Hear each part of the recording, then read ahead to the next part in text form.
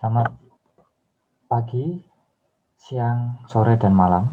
Saya lanjutkan di sesi kali ini. Kita akan mendiskusikan terkait penerapan ekonomi pada diferensial.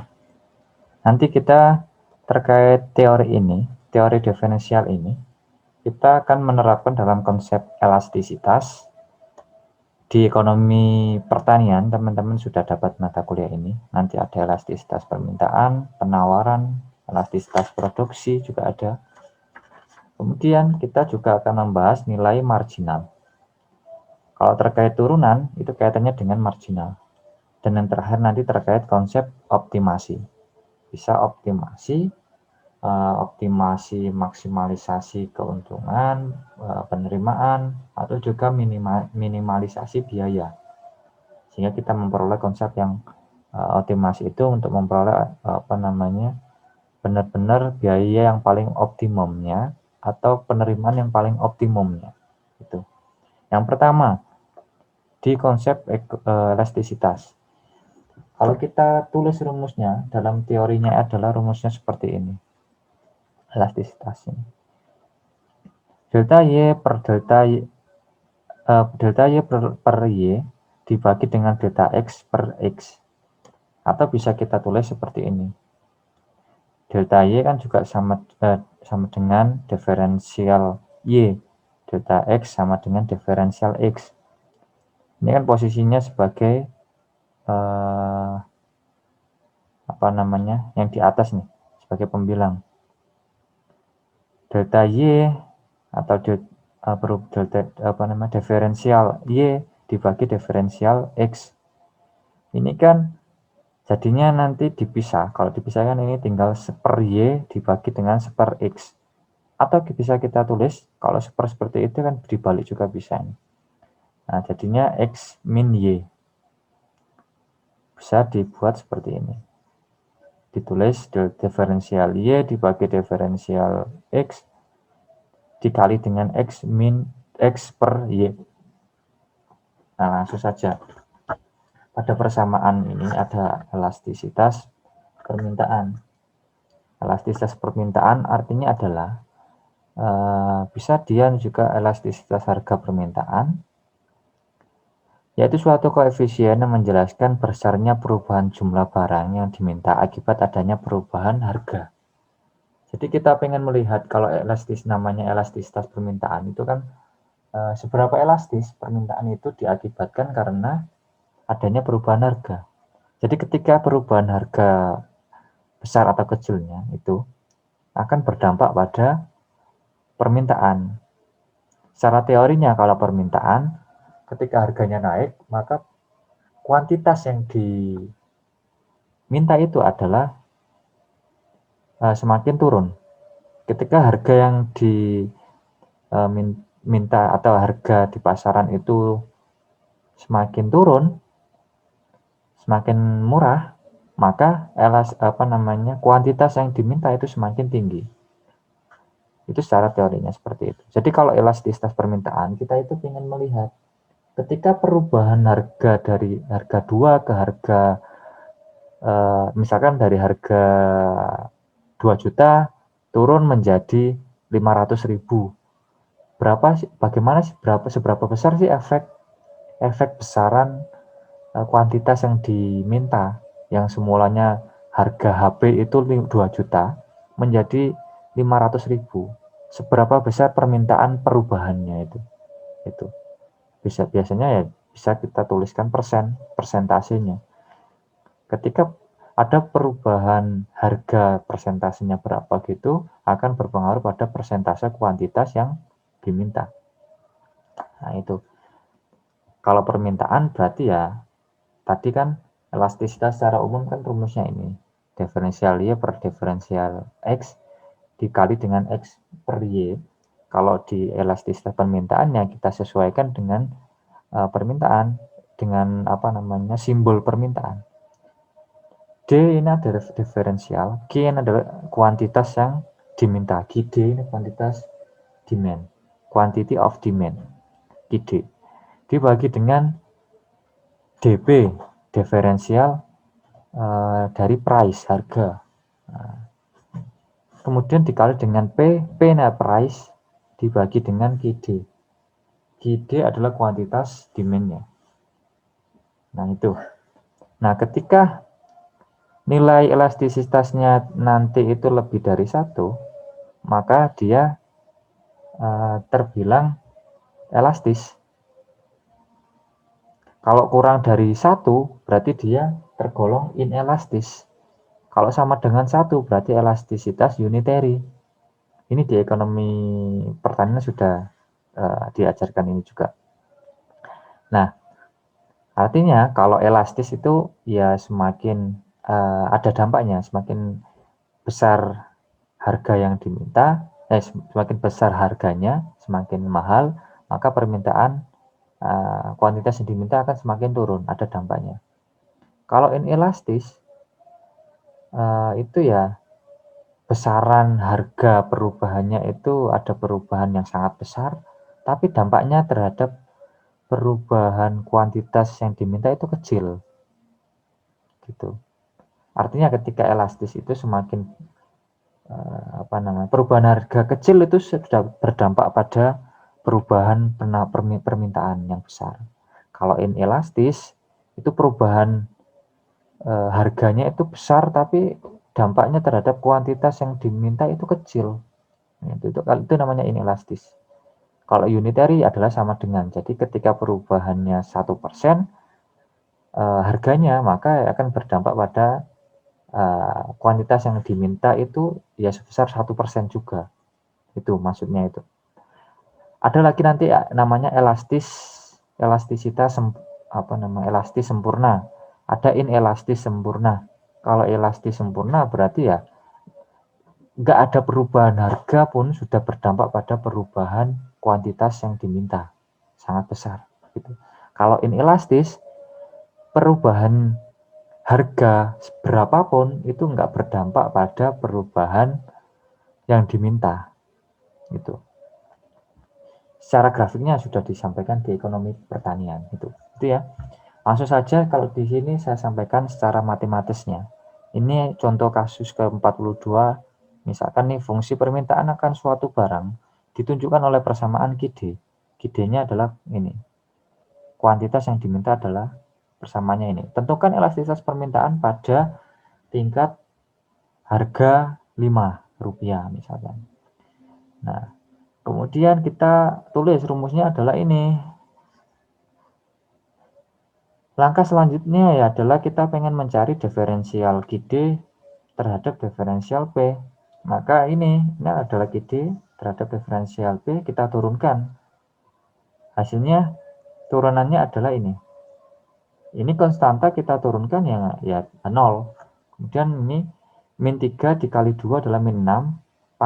P pangkat 2 dikurangi 1, ketemulah P pangkat 1. Berarti ya sudah ditulis seperti ini, min 6 P. Ini adalah diferensialnya. Kemudian kita substitusikan ke rumus min 6P dikali dengan P per QD. P-nya adalah berapa? 5 nih. Sesuai pertanyaannya, P-nya adalah 5. Kemudian mana QD-nya adalah ini.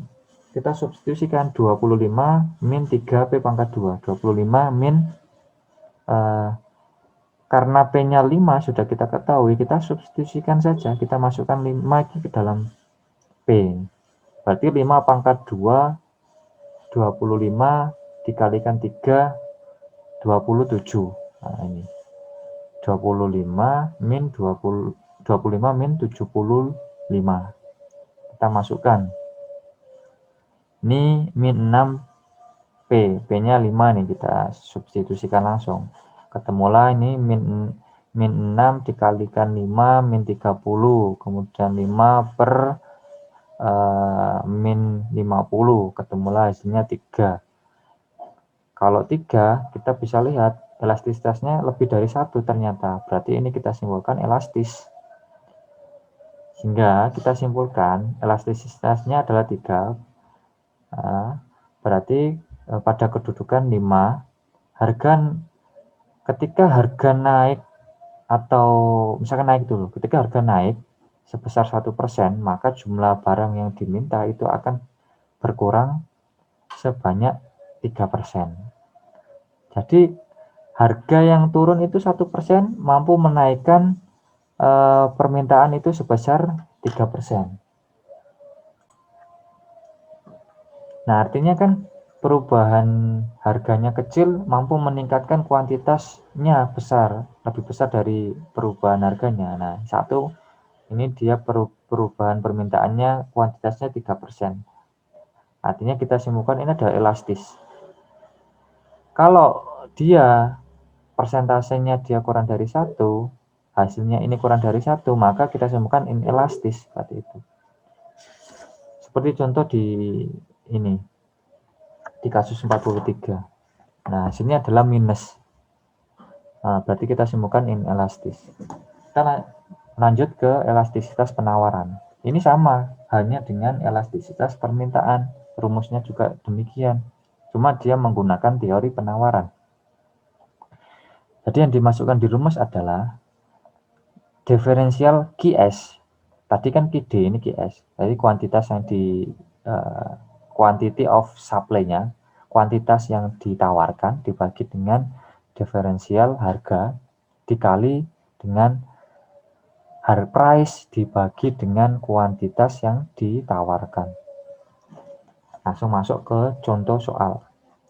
Ya, artinya ini kalau elastisitas penawaran ya berarti suatu koefisien yang menjelaskan besaran perubahan jumlah barang yang ditawarkan akibat dari adanya perubahan harga.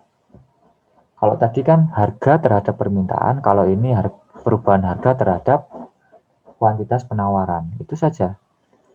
Nah, rumusnya ya sama. Ini misalkan nih contohnya soalnya ini QS-nya adalah ini.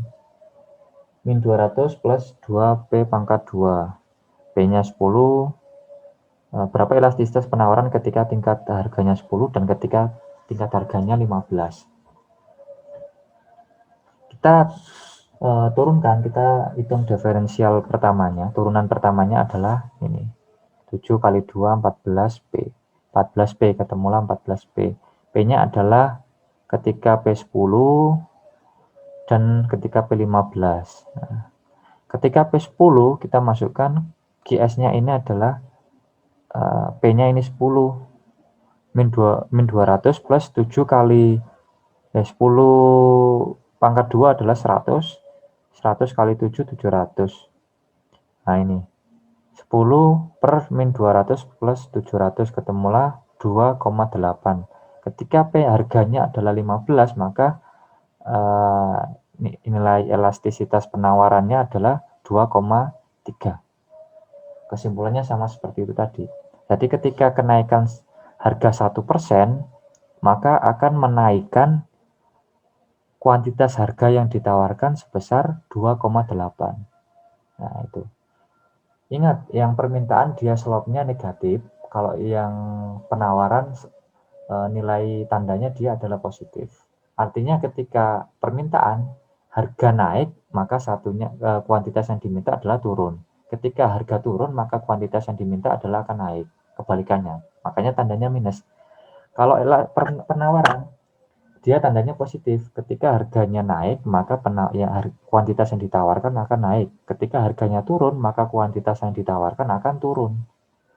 Seperti itu. Kemudian ini adalah elastisitas produksi. Ini sama halnya dengan elastisitas permintaan penawaran juga rumusnya ini. Cuma tinggal disesuaikan dengan kondisinya.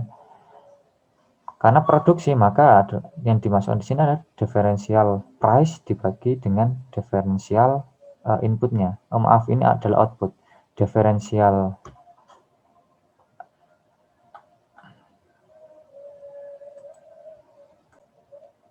ini saya lanjutkan. Elastisitas produksi juga sama dengan elastisitas permintaan dan penawaran. Rumusnya sama, cuma tinggal disesuaikan dengan kondisi. Kalau kita berbicara elastisitas produksi, maka ini adalah rasio antara persentase jumlah output terhadap perubahan inputnya. Jadi ketika inputnya dimasukkan berapa, perubahannya berapa, akankah berdampak pada perubahan outputnya seberapa besar. Nah, itu. Jadi ini adalah P itu dilambangkan sebagai jumlah produk yang dihasilkan.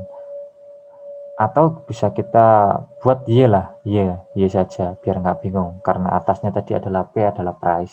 Kita asumsikan Y adalah output, sehingga ini kita ganti saja P-nya di sini. Nah, diferensial Y per diferensial X. Artinya perubahan Y outputnya yang dipengaruhi oleh perubahan X inputnya. X adalah input, Y adalah output. Nah, rumusnya sama, seperti ini. Kemudian ini contoh soalnya adalah demikian. Y ini outputnya adalah outputnya adalah 6 X pangkat 2 min X pangkat 3. Kita turunkan, turunannya adalah ini. Kemudian kita tinggal masukkan rumus saja. Turunannya ada 12 X min 3 X pangkat 3 dikali dengan X per Y. Y-nya adalah mana ini? Ini 6 X pangkat 2 min X pangkat 3. Kemudian dihitung-hitung, ini adalah ketika faktor inputnya 3, X-nya 3, dan X-nya 7. Ketika X-nya 3 itu elastisitas 1. Berarti ini elastisitas unitary. Ketika X-nya 7, maka elastisitasnya ketemulah 9. Jadi dia lebih dari 1, artinya ini elastis. Ini elastis unitary. Berikutnya ini tentang marginal. Ada biaya marginal, ada penerimaan marginal, kemudian ada utilitas marginal, ada produk marginal. Ini di sesi berikut ini kita mendiskusikan terkait penerapan ekonomi pada teori marginal. Yang pertama adalah biaya marginal. Biaya marginal artinya ya kalau dalam bahasa Inggrisnya ini tertulis marginal cost atau disingkat biasanya lambang MC. Marginal cost. Turunan pertamanya dari cost, dari harga. Harga kemudian diturunkan turunan pertama adalah sama dengan marginal cost. Atau ditulis juga diferensial C per diferensial Q. Jadi ini turunan dari harga, biaya dari kuantitas. Dari kuantitas yang kuantitas produk itu. Jadi kualitas yang dihasilkan. Misalkan nih, biaya totalnya adalah C ini. Q pangkat 3 plus Q pangkat 3 min 3Q pangkat 2 plus 4Q plus 4. Kalau diturunkan, turunan pertamanya atau MC, marginal cost atau ini, diferensial C per diferensial Q, sama dengan 3Q pangkat 2 min 6Q plus 4. Ini adalah turunannya. Kalau kita amati di grafik ini, kita bisa tuliskan biaya totalnya ini, turunannya ini, ketemulah turunan pertamanya adalah ini, 3Q pangkat 2 min 6Q plus 4, kita turunkan lagi menjadi turunan keduanya adalah 6Q min 6. Jadi, kita pengen mengetahui marginal cost minimumnya, paling titik minimumnya adalah dengan kita menurunkan marginal cost sama dengan 0. Turunan marginal cost atau turunan marginal cost pertamanya atau turunan kedua dari cost itu sama dengan 0. Ini.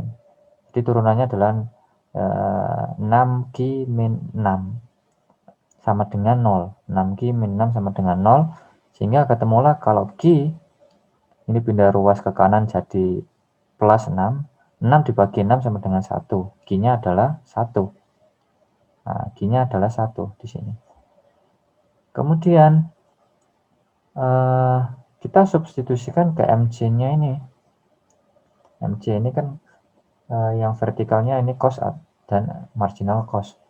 Kita substitusikan 1 ke dalam marginal cost-nya ini. Nah, 3 kali 1 pangkat 2 min 6 kali 1 plus 4 ketemulah 1 juga. Nah, sehingga di sini bisa kita tuliskan di sini Q-nya adalah 1, marginal cost-nya adalah 1, ini adalah marginal cost minimumnya di sini. Kemudian kita pengen mengetahui titik beloknya di sini. Berapa sih? Nah, bisa kita substitusikan dari nilai 1 ini, Q sama dengan 1 ini, kita masukkan ke dalam fungsi cost, karena yang kita cari adalah kurva cost. Nah, Q pangkat 3 min 3Q pangkat 2 plus 4Q plus 4. Kita substitusikan 1 ke dalam Q ini. Ketemulah 6. Cost-nya adalah 6. Nah, Q-nya 1, jadi ketemulah di sini titik beloknya. Nah, ini untuk mencari dan bagaimana untuk menggambarkan biaya marginalnya. Selanjutnya adalah penerimaan marginal. Ini sama halnya dengan yang tadi, cuman secara teorinya kalau kita berbicara penerimaan, maka yang kita cari adalah titik maksimumnya, penerimaan maksimumnya. Nah, berada di titik sini. Ini adalah titik minimum di bawah. Kalau biaya, kalau penerimaan adalah yang kita cari adalah titik maksimumnya, maksimum penerimaan. Rumusnya adalah sama halnya dengan marginal cost. Kalau marginal revenue, nah ini secara teorinya marginal revenue atau juga kita sebut penerimaan marginal atau singkatannya MR. Marginal revenue atau turunan dari revenue itu sama dengan differential revenue dibagi dengan differential Q. Jadi ingin mengetahui perubahan penerimaan akibat adanya perubahan jumlah output yang dihasilkan. Nah, ini sama, kita pengen mencari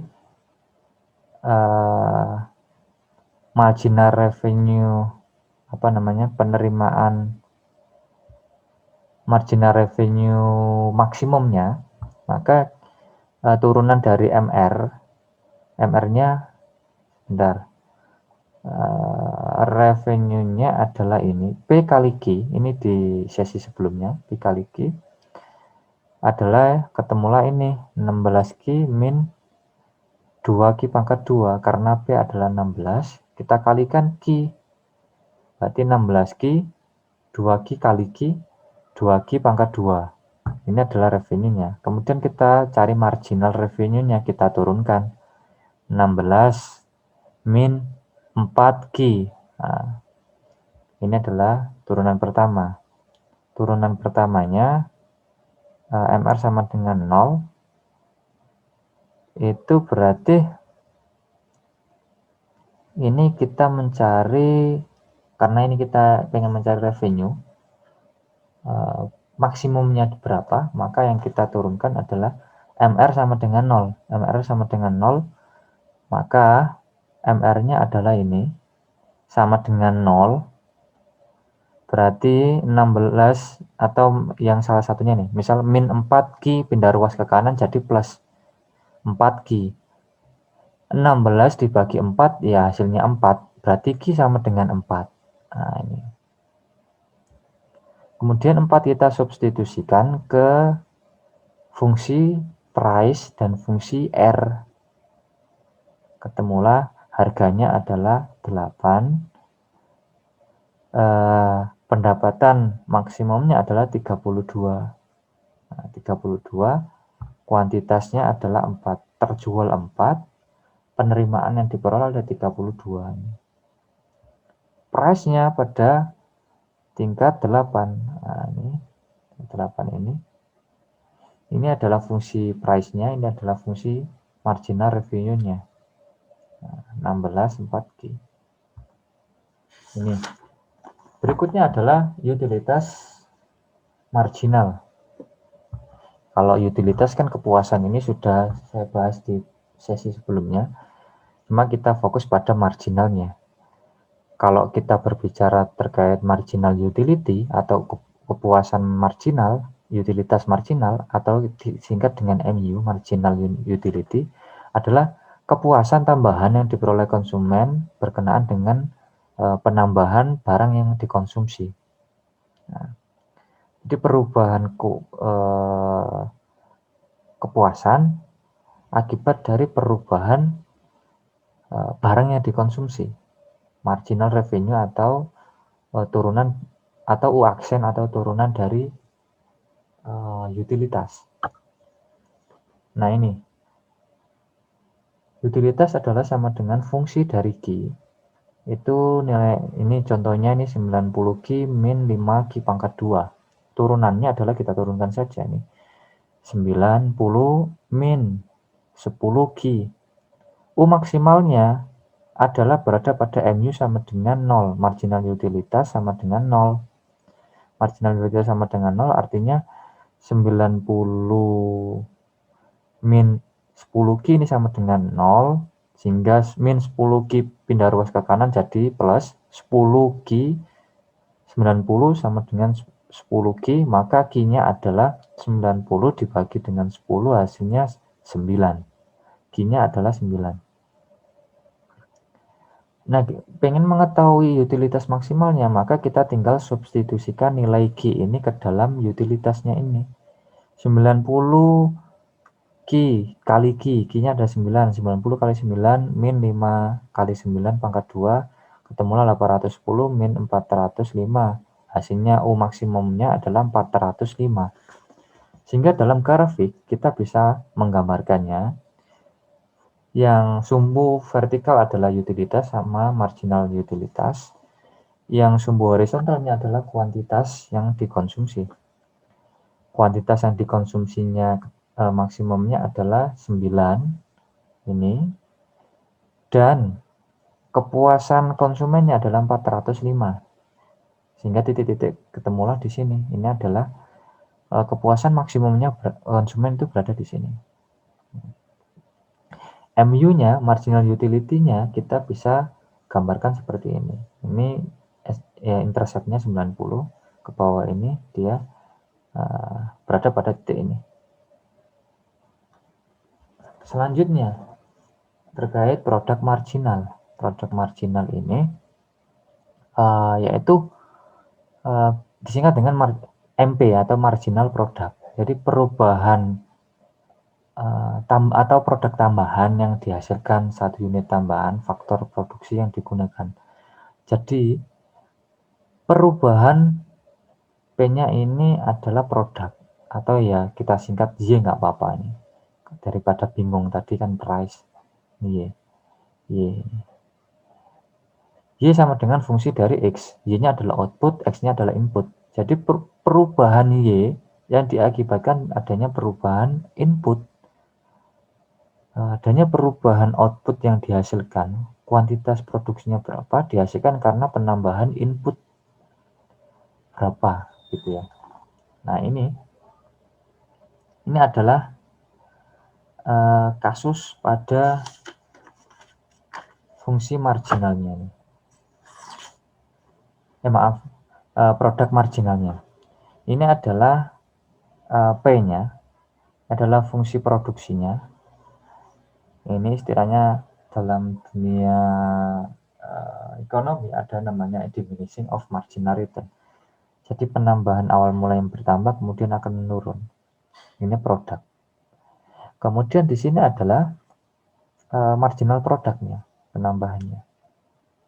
Dia kurvanya berada di sini. Titik maksimum marginal produk itu berada pada titik inflection point. Titik baliknya. Ini dia berada pada titik sini.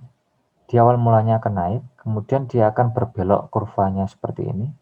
Awal mulanya increasing, kemudian titik balik menjadi decreasing. Ini adalah inflection point. Ini namanya titik balik. Nah, ini adalah ya ini sudah disebutkan di sini, the law of the diminishing return.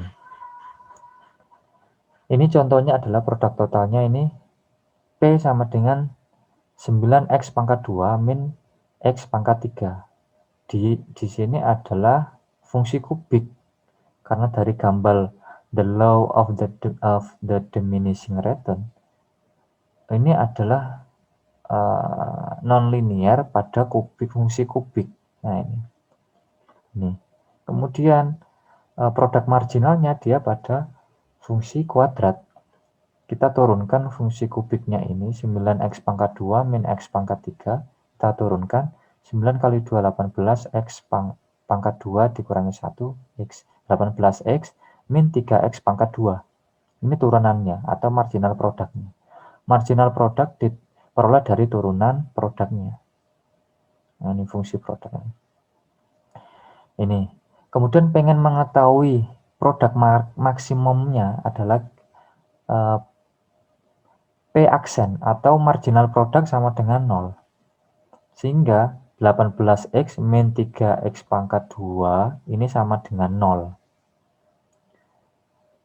Nah, kalau pangkat kuadrat seperti ini, kita bisa memperolehnya dengan mencari faktornya. Faktor dari 18X min 3X pangkat 2 sama dengan 0. Ini. Sehingga kita peroleh faktornya 3X dikali dalam kurung X plus 6 sama dengan 0. 3X, ketika 3X yang kita cari sama dengan 0-nya adalah 0, X-nya adalah tetap sama dengan 0. X 0 dibagi 3 ya hasilnya 0 nih. Kemudian coba kita yang X plus 6. X plus 6 sama dengan 0. Maka X sama dengan min 6. Nah, ini pindah ruas kan jadi min. Jadi min 6. X-nya adalah min 6. Selanjutnya, kita bisa menggambarkannya ini. Titik maksimumnya adalah berada di sini. Dari angka 6 itu bisa kita substitusikan ke dalam ini, P-nya ini. 9 kali 6 pangkat 2 min 6 pangkat 3 ketemulah 108. 108 ini adalah di produknya ini, Y-nya ini. Ini maksimum 108. Dan X-nya adalah di sini. Atau marginal produknya sama dengan 0. Makanya dia ketika produksinya itu mencapai titik maksimum itu berada pada MP sama dengan 0. Nah, filosofinya itu. Marginal produk sama dengan 0 adalah posisi di mana produknya itu berada pada produksi tertinggi. Sedangkan produk maksimal MP sama dengan maksimumnya itu berada pada titik inflection point. Ini nanti akan berlanjut di mata kuliah berikutnya. Di ekonomi mikro dan seterusnya ekonomi lain-lainnya. Karena ini kaitannya dengan fungsi Cobb-Douglas. Nanti teman-teman akan sering menjumpai ini terkait skripsi juga. Nah, ini hasilnya titik beloknya adalah ini. Berada pada titik beloknya 3. Turunan kedua dari produk atau turunan dari marginal produk itu sama dengan 0. Turunan dari MP, marginal produknya adalah berarti ini kita turunkan 18 kali 1 ya tetap 18 min 6 kali 2 6x. Ini adalah sama dengan 0. Nah, kenapa hasilnya ketiga ya dari sini nih. Nah, sehingga ini bisa pindah ke ruas kanan jadi 18 sama dengan 6x. 18 dibagi 6 adalah 3. X-nya adalah 3. Nah, ini berada pada titik beloknya ini. Kalau kita pengen mencari ini, maka ya kita tinggal substitusikan X-nya ini ke dalam persamaan MP. Nanti ketemulah MP di sini berapa, itu. Sama nanti kita masukkan X3-nya ini ke dalam P, nanti ketemulah titik beloknya ini 54. Seperti itu. Kemudian terkait analisis keuntungan maksimum. Terakhir yang akan saya sampaikan di penerapan ekonomi ini. Cek. Masih terdengar ya suaranya. Tes. Nah, ini adalah analisis keuntungan maksimum. kita bisa mencari keuntungan optimumnya dengan mencari ini turunan dari Pi, turunan dari keuntungan itu sama dengan 0. Delta Pi dibagi delta Q. Karena Pi, keuntungan adalah sama dengan revenue dikurangi cost, penerimaan dikurangi harga, maka turunannya adalah turunan dari R dikurangi dengan turunan dari cost. Atau turunan R ini kan juga kita sebut MR, turunan dari cost adalah MC. Di MR dikurangi MC. Turunan pertamanya sama dengan 0. Di MR min MC sama dengan 0. Atau juga MR sama dengan MC. Marginal cost sama dengan marginal revenue. Itu adalah posisi di mana keuntungan maksimum. Itu ya. Nah, langsung kita lihat di rumusnya ini. Atau juga bisa ini. Turunan pertama sama dengan 0 ini adalah pada keuntungan maksimum. MR sama dengan MC. Namun, kalau dalam kurva ini, kalau di cost biaya, ini kan dia kurva fungsi kubik. Kalau yang R ini, coba kita amati, dia ini fungsi kuadrat nih. Coba kita amati. Ya, dia fungsi kuadrat. Sedangkan cosnya adalah fungsi kubik.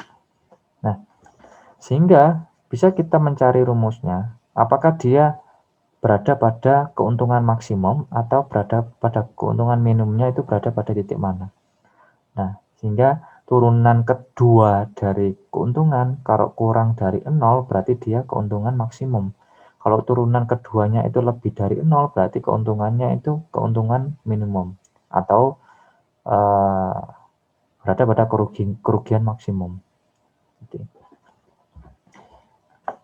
Ini kalau kurvanya kita lihat bisa seperti ini. Ini adalah yang vertikal revenue, penerimaan dan cost-nya nih. Yang ini adalah kuantitas barang yang diproduksi. CN adalah cost, grafik cost-nya, kurva cost-nya ini. R-nya ini adalah kurva dari penerimaan. Kalau penerimaan di atasnya cost, artinya dia untung. Kalau penerimaan itu lebih kecil daripada cost, artinya biaya itu lebih besar daripada penerimaan, maka yang terjadi ya rugi. Nah, kalau revenue-nya di atas cost, maka dia daerah ini mengalami keuntungan. Daerah ini mengalami kerugian. Itu. Jadi, kita bisa memperoleh keuntungan maksimumnya berada di titik mana. Dan kerugian maksimumnya berada di titik mana ini. Ini adalah marginal cost-nya. Ini adalah kurva marginal revenue-nya, penerimaannya. Ini adalah keuntungannya. Revenue dikurangi cost, ini kurva keuntungannya. Kemudian ini ada syarat keuntungan maksimumnya. Turunan pertama sama dengan 0, ini adalah keuntungan maksimum jika turunan keduanya itu adalah kurang dari 0. Maka yang terjadi atau juga MR turunan pertama dari RR kurang dari turunan pertama dari marginal cost. Ini mengalami keuntungan maksimum pada titik ini.